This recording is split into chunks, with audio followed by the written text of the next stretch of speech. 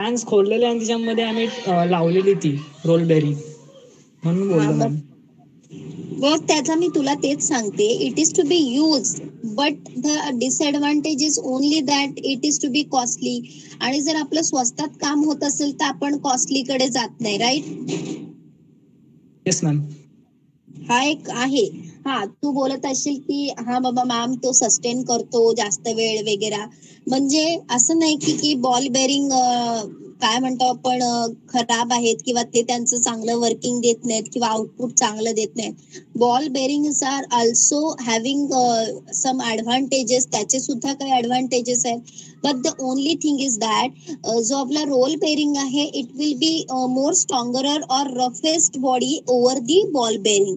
So काही ठिकाणी आता रिप्लेस करतायत but it is to be costly one. मी तुला स्पष्ट सांगते की जे बॉल बेरिंग पेक्षा रोल बेरिंग जे आहेत ते कॉस्टली जातात. कळतंय? Yes ma'am. समजतंय? Yes. So any question? No ma'am. Any question? No? Shall we proceed? Yes ma'am. Okay. So look at here what we said. आता आपला जो सेकंड पॉइंट होता that is to be the bearing, it is also get covered. So the fourth point that is to be stator. Are you seeing the stator in the ceiling fan? Stator असतो ज्याच्यावरती windings attach असतात, winding त्याच्यावरती केल्या जातात. It is nothing but yes the ma'am. Stator. त्याला yes ma'am. आपण काही वेळेला फील्ड वाइंडिंग असं देखील म्हटलं जातं. आणि जो रोटर आहे त्याला आर्मेचर वाइंडिंग बोललं जातं. Okay, stator is nothing but the field winding and rotor is nothing but the armature winding. Keep in mind that जो स्टेटर वाइंडिंग आहे सिम्पली तो जो आहे तो स्टेशनरी वाइंडिंग्स आहेत in that particular electric fan. Yes और no? So stator winding is simply stationary winding in the electric fan motor winding. Yes. मग हा जो स्टेटर वाइंडिंग आहे ते कशासाठी यूज करतात? काय केलं जातं माहिती का, जो नॉन कंडक्टिंग पार्ट आहे त्याच्यावरती काय केलं जातं, नंबर ऑफ कंडक्टिंग वायर्स आपण थाउजंड्स ऑफ कंडक्टिंग वायर आपण वाउंड करतो आणि त्याला आपण बोलतो की स्टेटर वाइंडिंग. मग ह्या जो वाइंडिंग असतात ह्यांचा जो रेजिस्टन्स असतो तो खूप असतो. बेसिकली आपण जो स्टेटर वाइंडिंग आहे त्याचा यूज का करतो तुम्हाला माहितीये का? Why we using the stator winding? Ceiling fan मध्ये स्टेटर वाइंडिंग यूज करण्याचं रिझन काय आहे? तर एवढं लक्षात ठेवा, स्टेटर वाइंडिंग जे आहेत इलेक्ट्रिक फॅन मध्ये it is to be use for produces the magnetic field. Basically this stator winding is use to convert the electric current which is to be come from the action towards the stator winding. जो आपला current pass होतो आहे axial पासून तो जो आपल्या stationery winding कडे provide केला जात आहे तो करंटचं कन्व्हर्जन मॅग्नेटिक फील्ड मध्ये करण्यासाठी आपल्याला स्टेटर वाइंडिंगची गरज लागते. आणि या स्टेटर वाइंडिंग वरती आपण नंबर ऑफ कंडक्टिंग वायर्स काय केले जातो, आपण वाउंड करतो. And that particular part where we wound the conducting winding it is to be either non conducting और कंडक्टिंग पार्ट्स असतो.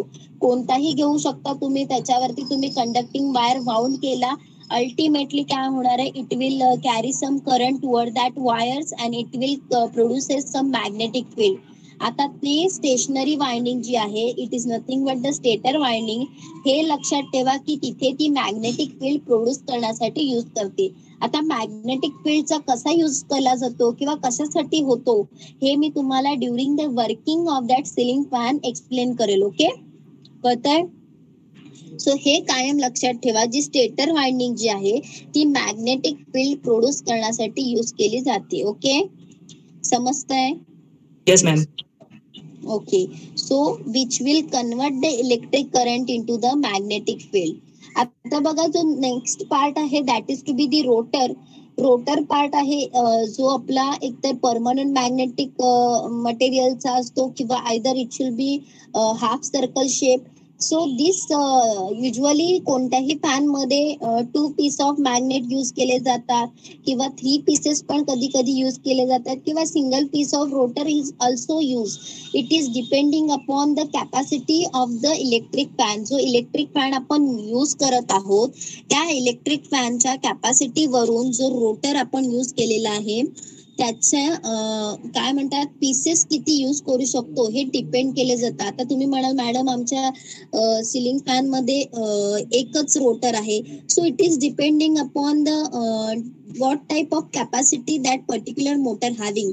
तुमची जी कॅपॅसिटी आहे ती किती आहे त्याच्यावरून नंबर ऑफ रोटर यूज करायचे, किती यूज करायचे हे समजतं. ओके, कळतंय का? मॅम मॅक्सिमम असं किती असतात मॅग्नेट्स? मॅक्झिमम 3 पीस असतात. Okay ma'am. Okay, 3 pieces use केले जातात रोटरचे. आणि rotor is nothing but the armature winding of that particular ceiling fan. आता आर्मेचर वाइंडिंग आणि स्टेटर वाइंडिंगचं तुम्हाला ऍक्च्युअल वर्किंग हे rotor is basically when that get supply from the stator winding, जेव्हा त्याला मॅग्नेटिक फील्डचा सप्लाय भेटतो. So ultimately rotor will get the push from that magnetic field, and because of that particular push the rotor start rotating. Yes, त्या rotor काय व्हायला लागतो, rotate व्हायला लागतो. आणि from that when the rotor start rotating ultimately towards the rotor we are attached the housing. रोटरच्या इथेच housing connect केलेली आहे आणि त्या हाऊसिंगला आपण नंबर ऑफ ब्लेड्स अटॅच केलेले आहेत. So from that blade when the rotor start rotating ultimately the blades which is attached to the housing start rotating and it will blown away the air towards the room of the corner. Okay, कळतंय काय म्हणतीये? Yes ma'am. Okay, so बघा हा झाला next part. आता जो last part आहे that is nothing but the housing. Already I told you the what is mean by the housing. Housing is the outer part of the electric fan which carry the stator, rotor, even drive shaft, even bearing assembly inside that, and even though the blades on the outside of it. Yes, बघा जे housing आहे, housing म्हणजे overall जे body आहे फॅनची त्याला आपण बोलतो housing. मग हाऊसिंग काय काय करते, हाऊसिंगचे 2 पार्ट्स येतात, एक तर इनसाइड पार्ट आहे आणि outside.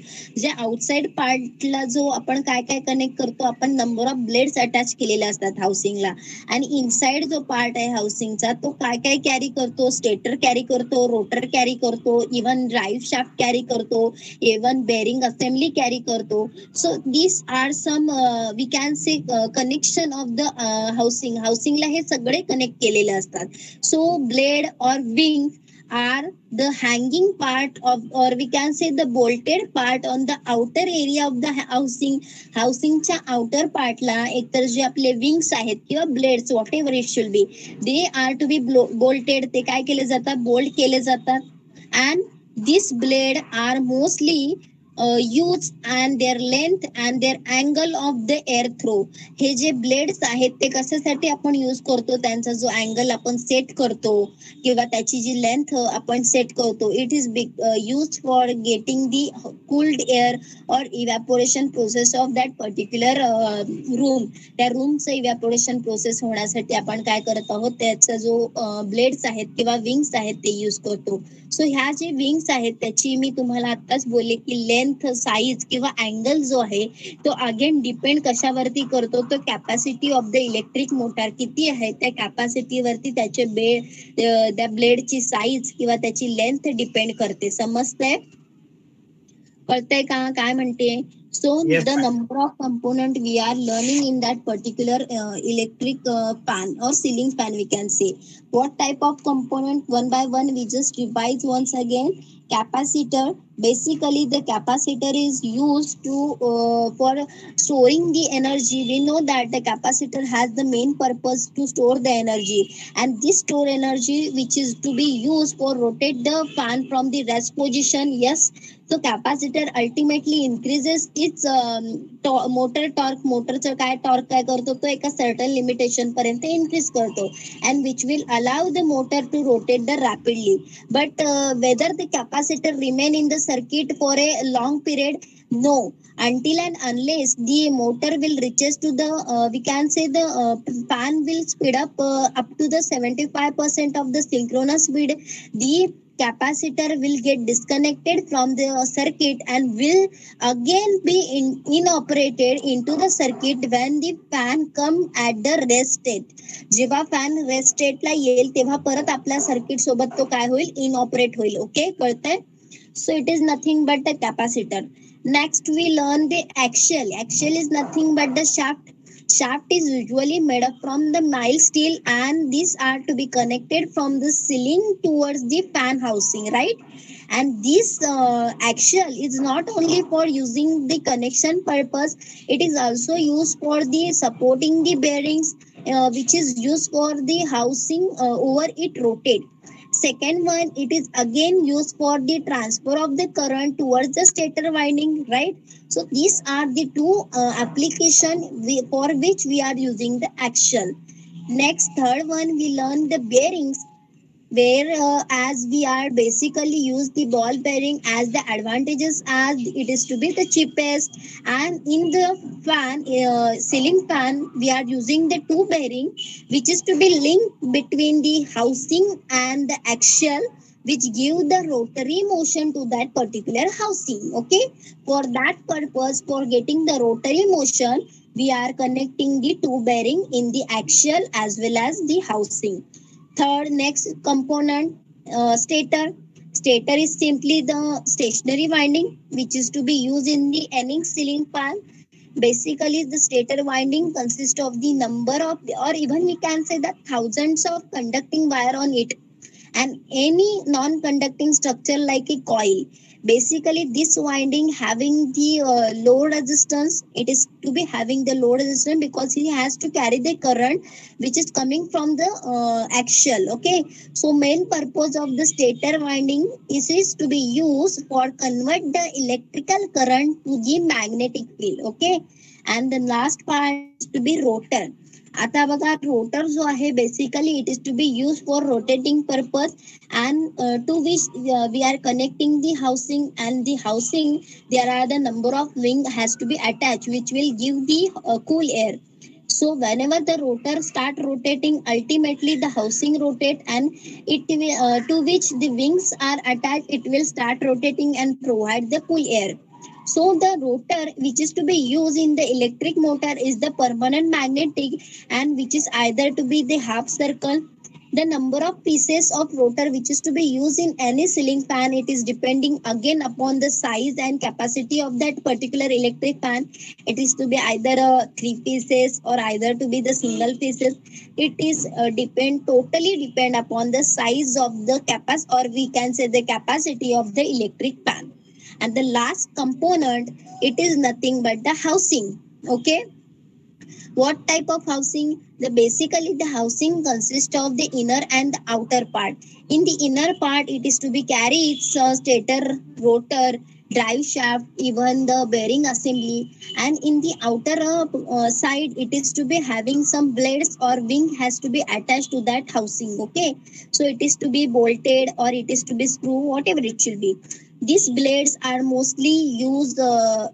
It is that particular blade having some length, having some angle, having some size, and again this size criteria and length criteria, it is depending upon the capacity of the electric motor. Okay, so these are component, these are some component which is to be used in any electric or ceiling fan. कळतंय? समजतंय का? Yes, ma'am. Yes, ma'am. Okay, so tomorrow we will take the working of the ceiling fan, and another one electric component or home appliances another one. बघा, आता जो electric fan आहे त्याच्या regarding तुम्हाला practical ची व्हिडिओ आहे. तर practical मध्ये तुम्हाला तो जो पर्सन असेल तुम्हाला तो इच अँड एव्हरी पार्ट जो आहे तो शोन करेल. दॅट इज तुम्हाला स्टेटर वाइंडिंग दिसून येईल, तुम्हाला रोटर वाइंडिंग दिसून येईल, तुम्हाला ज्या वाइंडिंग मी म्हणत होते की नंबर ऑफ कंडक्टिंग वायर त्याच्यावरती वाउंड केलेल्या आहेत त्या दिसून येतील. तुम्हाला हाऊसिंग दिसून येईल, इव्हन ब्लेड्स कसे अटॅच केले जातात, त्याचा अँगल कसा सेट केला जातो, इव्हन ऍक्च्युअल तुम्हाला shown each and every parts of that particular ceiling fan has to be shown in that video. Okay, इथे तुम्हाला सगळं प्रॅक्टिकल मध्ये क्लिअर होऊन जाईल. पण आता सध्याला थेरॉटिकल पार्ट क्लिअर झालेला आहे का? Yes or no? Yes, ma'am. Okay, so tomorrow we will take the printing principle of ceiling fan की कसा सप्लाय भेटतो, मग कुठे जातो आणि ते कसं स्टार्ट होतं, कसं रोटेट व्हायला लागतं, हे आपण बघूयात उद्याच्या लेक्चरला. Okay, hello ma'am. हा बोल. मॅम, ज्या मोठ्या मोठ्या कंपनीज आहेत फॅन तयार करतात त्या त्या बेरिंग यूज करू शकतात का, म्हणजे रोल बेरिंग? या definitely because they are having that much costing or investment, so they are using the roll bearing. Okay ma'am. जे स्मॉल स्केल इंडस्ट्रीज आहे, आता तू बोलतोस ना मोठ्या मोठ्या, जसे की उषा, जी फॅनची इंडस्ट्री आहे मोठमोठ्या, त्या यूज करू शकता. कळतंय? कारण त्यांना ते Yes. कॉस्टली नाही पडत, समजतंय? कारण तेवढं त्यांचं इन्व्हेस्टमेंट आहे, तेवढं त्यांचं बजेट आहे. जर तू एक स्मॉल स्केलर इंडस्ट्रीज आहे आणि तू जर सिलिंग फॅन तयार करतोय आणि तुला जर तिथे रोल बेरिंग यूज करणं, it is to be very getting we can say costlier for you. Okay, yes करता मॅम. है? ठीक है, चलो फिर कल मिलते हैं.